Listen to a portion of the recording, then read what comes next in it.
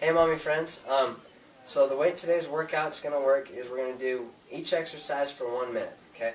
Just do the best you can during that minute. If you need to stop and take a little bit of a break during the minute, totally fine, don't worry about it. So the first thing that we're going to do is jumping jacks. So start off with your feet together, your hands at your side, you're just jumping up and down like this, okay?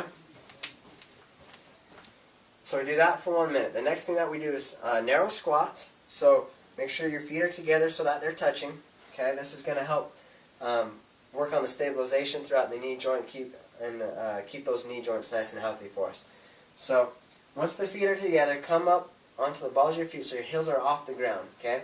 Shoot the hands straight out again, squat down, don't be afraid to kind of stick the butt out there a little bit, and come right back up, okay? We're going to do that for a minute. Then the next one that we're going to do is a burpee with no push-up. So I'm going to get these weights out of the way. We're going to need them here in a sec, but for now, burpees with no push-up, you come down into push-up position, bring the feet forward, and then just explode straight up, okay? So do that for 1 minute. The next one's a static squat. So grab a book, do whatever, you're going to be here for a while, so you just hold the squat position for a minute and don't move, okay? The next one that we're doing is a wide push-up. So we want our hands a lot wider than on a regular push-up, okay? And then make sure that you turn the hands out like that. Come here, and just push up. Now, just like any push-up, if you need to come to your knees, it's totally fine, okay? Just make sure to drop the butt down and keep that core nice and tight. Just like that, okay? So the next exercise is a C-crunch. Again, this is one of my favorite ones for the core because it hits the abs. It also helps stretch the low back, which is crucial in keeping that back healthy for us. And then on top of that, it strengthens it as well. So, put the hands behind the head like this or across the chest. It's up to you.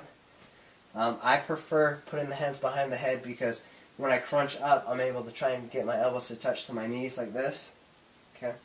If you prefer going across the chest, not a big deal. Just really focus on bringing those knees as high as you can. Okay, so it looks like that. So, you do that for a minute. Then the next one we're going to do is a bent over row.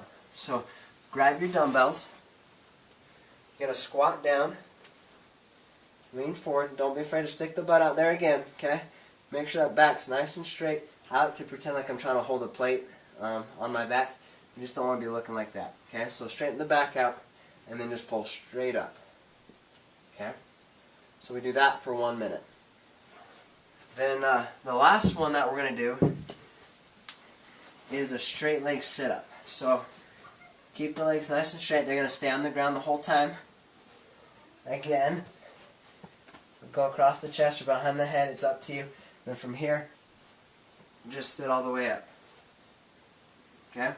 If you need to, there's nothing wrong with using your arms a little bit to give you some momentum, giving you a little bit of assistance. If you don't want to do that, you can also do a straight leg crunch. And that just looks like this.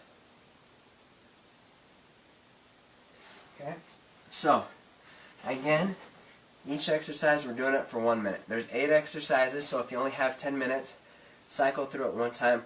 These are all exercises that are going to burn a good amount of calories. They're compound exercises, which means we're hitting more than one muscle group at a time, giving you the maximum calorie burn possible.